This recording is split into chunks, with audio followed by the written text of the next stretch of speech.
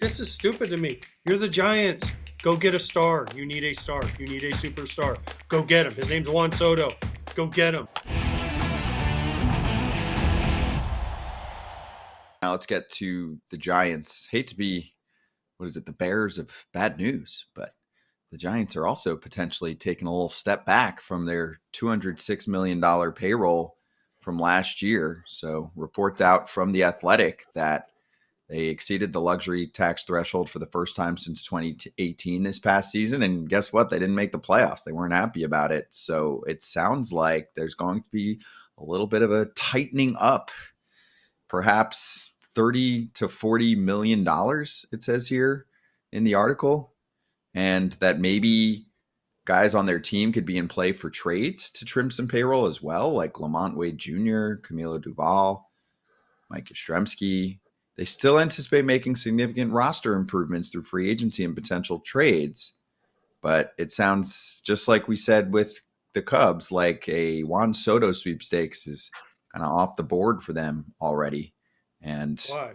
if you're a Giants fan, you thought you were going to keep going up. But the team, Why? the team's kind of putting this out there, even through the sources, right, of Andrew Baggerly. But it's like, it sounds like they lost money last year. They spent more on player payroll, blah, blah, blah, even though obviously there's conflicting reports on how that works when we read other articles. But anyway, it doesn't matter. Like that, we can dispute that part all day.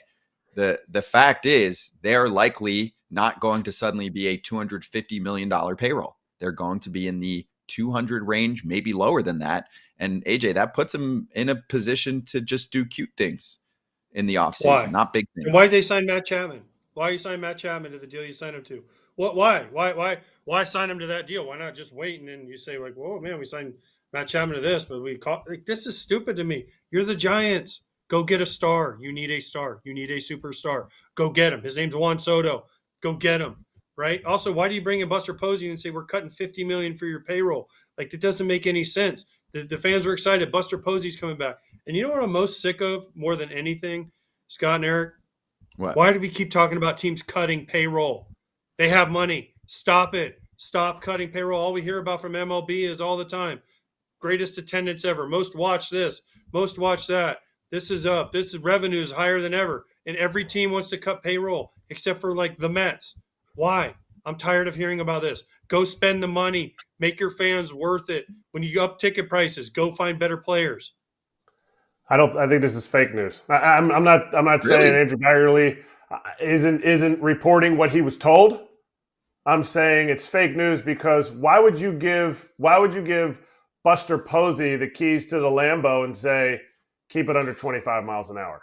Why would you not just keep Farhan and be like, hey, you know what, Farhan, we're gonna need you to cut payroll. They have an icon and a organizational icon in Buster Posey at the helm right now. I don't think they're cutting payroll. To me, and maybe I'm looking way too much into this, you're looking at it, they're kind of posturing. In my opinion, you're posturing, well, you know, we're not gonna spend too much in free agency. So don't be sending your free agents out here looking for extra money. But you know what? We'll still sign them.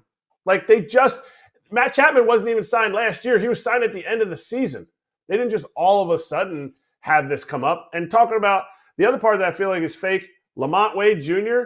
and Duval, I get it. Camilo Duval struggled. He got sent down to AAA, all that stuff. Those dudes are making under $5 million. Camilo Duval is going to his first year of arbitration. Now, if you're going to trade him because you feel like his value is up there based on, you know, his value is higher than what they see him as a pitcher, that's different. But they're not trimming $1.6 million off of his first year of arbitration off of payroll. Like it just felt like the information in the article did not support a team that is looking to cut $30 to $40 million. Lamont Wade Jr. is an absolute steal. If you're looking to cut payroll, he ain't the guy.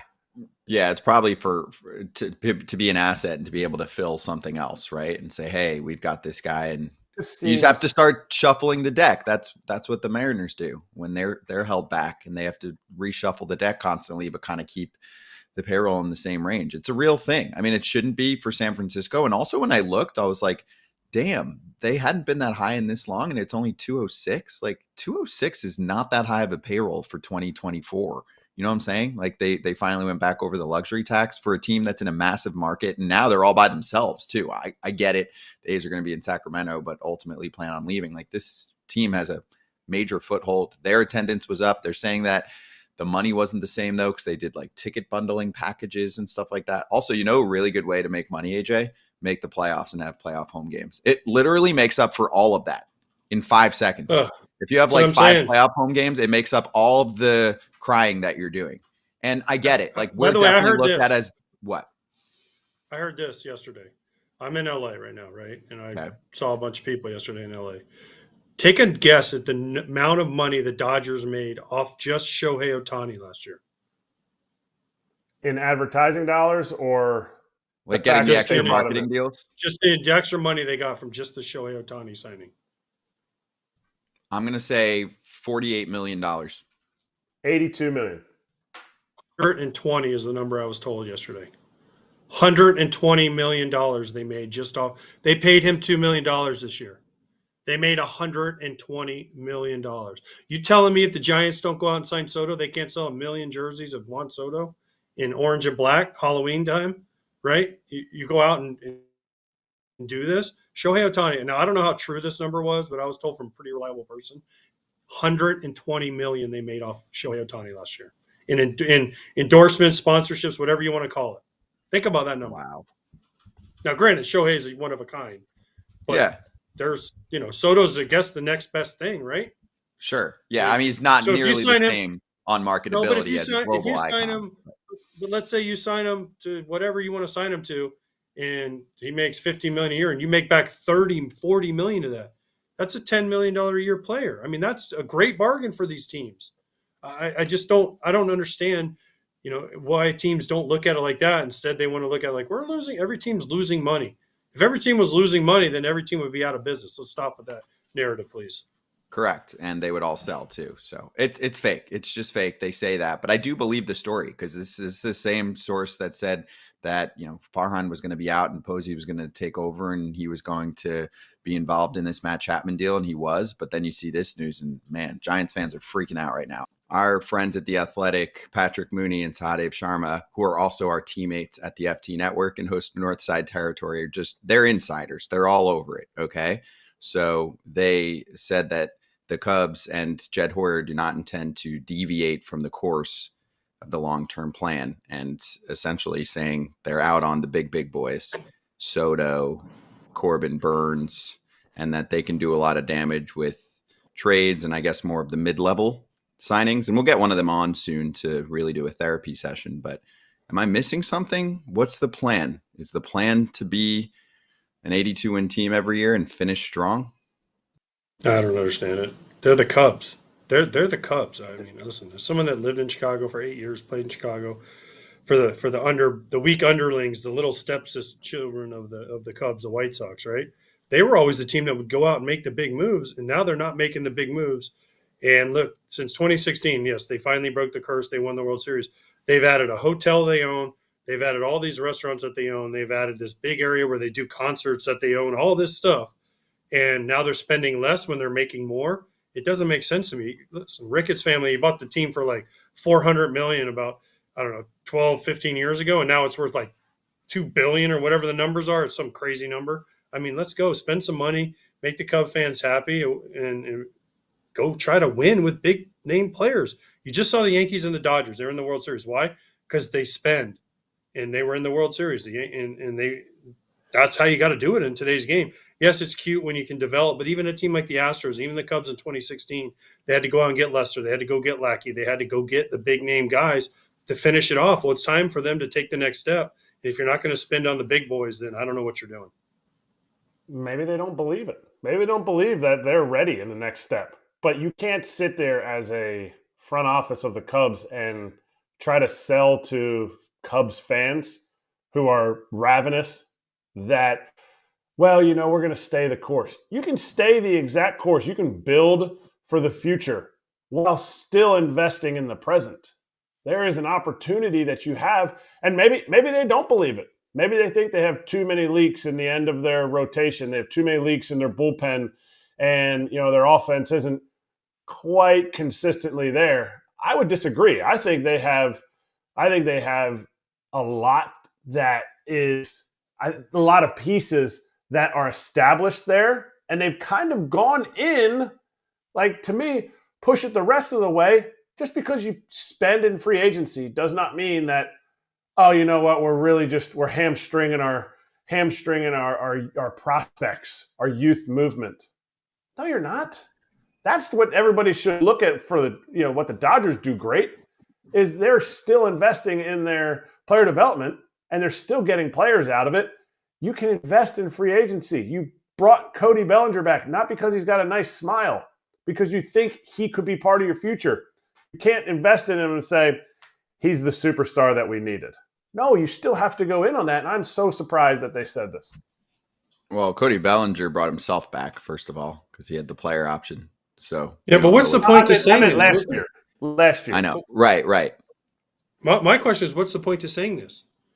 Who knows? Maybe Juan Soto will take a Shohei deal, right? You can sign him for $2 million a year for the next 10 years and worry about the 68 down the road. Like, I mean, I know that's not what people are saying he's going to do, but how do you know that unless you try? Like, why rule yourself out already? Like, that just seems odd to me, especially a team that has as much money as the Cubs do. There's a parameters conversation that goes on. That's why when you talk to really any agent, but I know, with Boris, for example, they'll start to talk about what the parameters are going to look like. And the Cubs are already ruling themselves out. This happened last year with the Mariners and Shohei Ohtani. They're like, yeah, we're not going to swim in those waters. So I do think they're trying to level expectations. They get rewarded by a fan base and an historic ballpark, an historic franchise, awesome Chicago summers, and people show up regardless. And I do think they're subscribing to the, for lack of a better term, 54% theory. I mean, that's what they went into last year. They were like, hey, we're projected to be about a fringe wildcard team. So if things go our way, we might make a run at a World Series, and it costs significantly less to do that. And we can be playing to that kind of scenario almost every year. And I think a lot of teams are looking at that. But I think that there's a pendulum swinging right now. And the Dodgers just spent a ton of money. The Rangers had Seager, Semien, Eovaldi, etc., and Montgomery at the trade deadline, who was really good 2 years ago. I think you're getting a little smack in the face to those teams that want to try and project themselves to like 86 wins and say things will break right and it'll probably be 89 and then we'll make a wild card run. Not sure about that. I think that's actually a bad plan. That's really actually what we talked about 10 years ago as the muddled middle. You're basically putting yourselves in a position where you might not even make the playoffs. So anyway, we'll keep talking about it. We'll definitely get those guys on at some point, but I highly recommend listening to what they're saying. And that's Hadev Sharma and Patrick Mooney. Northside Territory is the show. Check it out. Here it is. So you can subscribe to their YouTube channel and also check out the pod. Hey, everybody. Be sure to like and subscribe for more content. We're back here every weekday, all year long, so do not miss an episode. The videos are coming in all day. Here's another video you might enjoy. Baseball the way it should be covered.